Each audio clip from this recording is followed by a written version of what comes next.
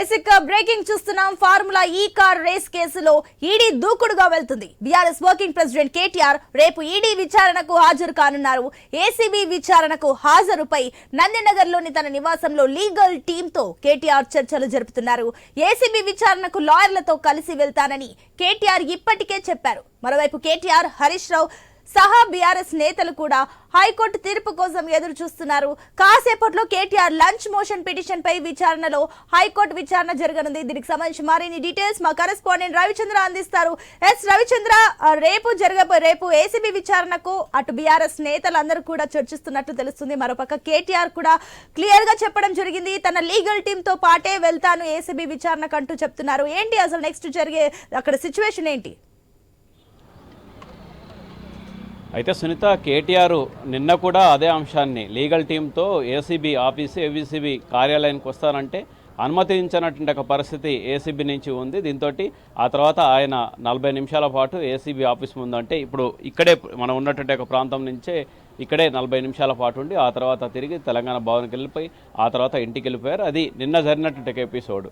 ఇదే అంశానికి సంబంధించి హైకోర్టు దృష్టికి తీసుకెళ్లారు కేటీఆర్. లంచ్ మోషన్ పిటిషన్ కూడా హైకోర్టు కూడా లంచ్ మోషన్ పిటిషన్గా స్వీకరించింది. దీంతో హైకోర్టు ఏమి ఆదేశాలు ఇస్తుందన్న ఉత్కంఠ బీఆర్ఎస్ వర్గాల్లో, కేసీఆర్ ఫ్యామిలీలో కూడా నెలకొందని చెప్పుకోవచ్చు. ఎందుకంటే ఆయనకు అదే న్యాయవాదులతో కలిసి ఏసీబీ విచారణకు హాజరయ్యేట్టుగా వీలు కల్పిస్తుందా హైకోర్టు, లేదంటే సింగిల్గానే ఓన్లీ కేవలం కేటీఆర్ మాత్రమే ఏసీబీ అధికారుల ముందు హాజరయ్యేట్టుగా విధంగా హైకోర్టు ఆదేశిస్తుందా అన్నది చూడాల్సి ఉంది. అయితే 2.5 గంటల సమయంలో 2.5 నుంచి 3 గంటల సమయంలో హైకోర్టు ఆదేశాలు ఇచ్చేటువంటి అవకాశం ఉంది.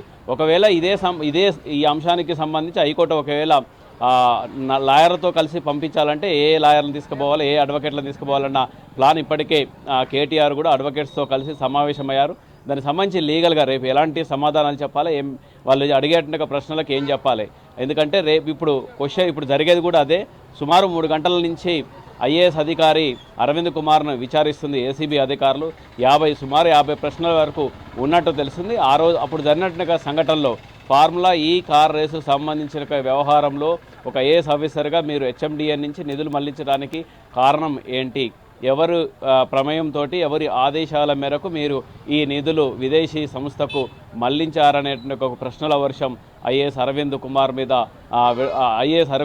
కుమార్ని ఏసీబీ అధికారులు ప్రశ్నిస్తున్నారు. దానికి సంబంధించిన అంశాన్ని, స్టేట్మెంట్లని రికార్డు చేస్తున్నారు. ఇవాళ ఐఏఎస్ అరవింద్ కుమార్ ఇచ్చేట అంశాలను బేస్ చేసుకునే రేపు కేటీఆర్ విచారణ కూడా ఉంటుందని చెప్పుకోవచ్చు. ఎందుకంటే ఆయన ఒకవేళ ఆ కేటీఆర్ ఆదేశాల మేరకే, ఎందుకంటే అప్పుడు మున్సిపల్ శాఖ మంత్రిగా ఉన్నటువంటి కేటీఆర్ ఆదేశాల మేరకే మేము ఫార్ములా ఈ కార్ రేసు సంబంధించిన నిధులు ఎఫ్ఈఓ కంపెనీకి నిధులు నిధులు పంపించామన్నట్టు కోణంలో కూడా చూడొచ్చు అని చెప్పుకోవచ్చు. ఈ విధంగా విచారణ కొనసాగుతుంది. అయితే దీనికి సంబంధించిన విచారణ ఇవాళ అరవింద్ కుమార్ ఇచ్చేట్టుగా స్టేట్మెంట్ని బేస్ చేసుకొని రేపు కేటీఆర్కు కూడా ఈ అంశాన్ని బేస్ చేసుకునే ప్రశ్నలు ఉంటాయని చెప్పుకోవచ్చు. దీనికి సంబంధించి కేటీఆర్ ఇప్పటికే అడ్వకేట్లతోటి సమావేశమై రేపు ఏ విధంగా ముందుకెళ్లాల్సినటువంటి అంశం కూడా దాని మీద కూడా చర్చిస్తున్నారని చెప్పుకోవచ్చు.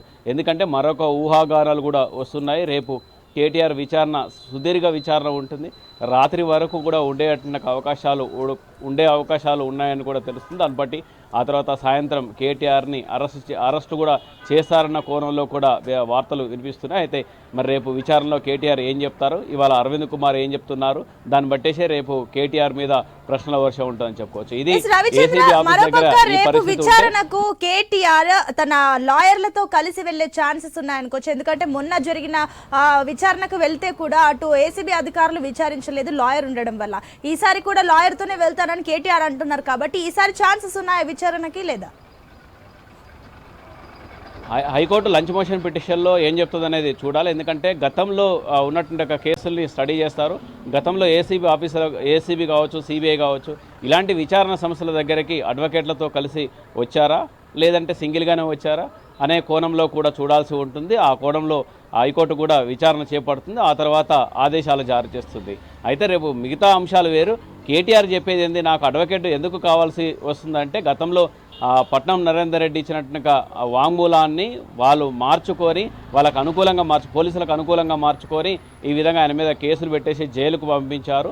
తెలంగాణ పోలీసుల మీద నమ్మకం లేదు అంటూ కూడా కేటీఆర్ చెప్పేసి వెళ్ళిపోయారు, ఇక్కడి నుంచి ఏసీబీ నుంచి వెళ్ళిపోయారు. అదే అంశానికి సంబంధించి అందుకే అడ్వకేట్ ఉంటే దానికి ఒక వినేటక విధానం కావచ్చు, అక్కడ జరిగేటక పరిస్థితుల్లో కూడా అడ్వకేట్ ద్వారా వెళ్తే బాగుంటుందన్న కోణంతో లీగల్ అంశాలకు సంబంధించి కూడా ఎలాంటి చిక్కులు రాకుండా ఉండేందుకు కూడా ఆయన అడ్వకేట్ని తీసుకొని వెళ్తానంటే నిన్న ఏసీబీ అధికారులు అనుమతించినట్టు పరిస్థితి. ఇదే అంశాన్ని హైకోర్టుకి వెళ్ళింది. హైకోర్టు లంచ్ మోషన్ పిటిషన్లో ఏం చెప్తుంది, హైకోర్టుతో వెళ్ళండి అని ఆదేశిస్తే రేపు ఆయన హైకోర్టుకు అడ్వకేట్లతో వెళ్ళాలనుకుంటే రేపు హైకోర్టు ఇచ్చిన ఆదేశాల మేరకే రేపు ఆయన అడ్వకేట్తో కలిసి వస్తారా లేదంటే సింగిల్గానే వస్తారని చూడాలి. గతంలో ఉన్నట్టుగా కేసుల్ని స్టడీ చేసేసి ఆయనతో పాటు అడ్వకేట్లని పంపించాలా వద్దా అన్నది కోర్టు డిసైడ్ చేస్తుంది. కోర్టు ఒకవేళ అడ్వకేట్లతో వెళ్ళొచ్చు అంటే మాత్రం రేపు అడ్వకేట్లతో కలిసి కేటీఆర్ విచారణకు హాజరవుతారు. రేపు సుదీర్ఘంగా విచారణ ఉండేటువంటి అవకాశాలు, ఎందుకంటే నిన్న విచారణకు రాకపోవడం, లోపలికి రాకుండానే వెళ్ళిపోవడంతో ఇవాళ అరవింద్ కుమార్ ఇచ్చినట్టుగా స్టేట్మెంట్, ఈయన ఇచ్చినట్టుగా రిపోర్ట్ని బేస్ చేసుకొని రేపు సుదీర్ఘ సమయంలో కేటీఆర్ని విచారణ చేసేటువంటి అవకాశం ఉన్నది. ఇదో పక్క ఇక్కడ కొనసాగుతుంటే మరో పక్క కూడా ఈడీ కూడా దర్యాప్తు ముమ్మరం చేసింది.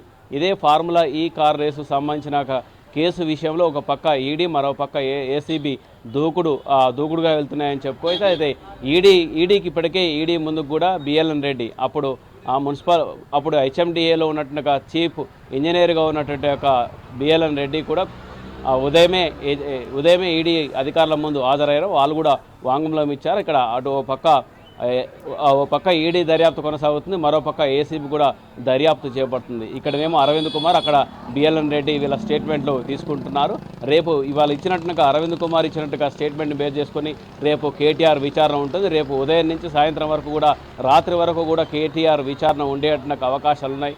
దీంతో అటు బీఆర్ఎస్ వర్గాలకు కావచ్చు, బీఆర్ఎస్ పార్టీలో కూడా ఉత్కంఠ నెలకొంది. ఎందుకంటే మరొక పుకార్లు కూడా వస్తున్నాయి. కేటీఆర్ రేపు రాత్రి అరెస్ట్ చేస్తారని కూడా వినిపిస్తున్నట్టుగా మాట. మొత్తానికి రేపు ఏం జరుగుతుంది విచారణలో భాగంగా, ఎందుకంటే పోలీసులు నిన్న కేటీఆర్ సహకరించట్లేదు, ఏసీబీ అధికారులకు సహకరించట్లేదు అంటూ కోర్టు దృష్టికి తీసుకెళ్తే కోర్టు కూడా ఆయన దాఖలు చేసుకున్నట్టుగా క్యాష్ పిటిషన్ను కూడా తిరస్కరించింది. దీంతో ఆయన సహకరించాల్సిందే, ఏసీబీ అధికారులకు సహకరించాల్సిందే అంటూ కూడా తెలంగాణ హైకోర్టు ఆదేశాలు జారీ చేసింది. దీంతో ఆయన రేపు వచ్చేటకు అవకాశం ఉంది. వస్తే సుదీర్ఘ విచారణ ఉండేటకు అవకాశాలు ఉంది. ప్రస్తుతానికి మాత్రం 3 గంటలకు పైగా ఐఏఎస్ అధికారి అరవింద్ కుమార్ను విచారణ చేపడుతున్నారు ఏసీబీ అధికారులు.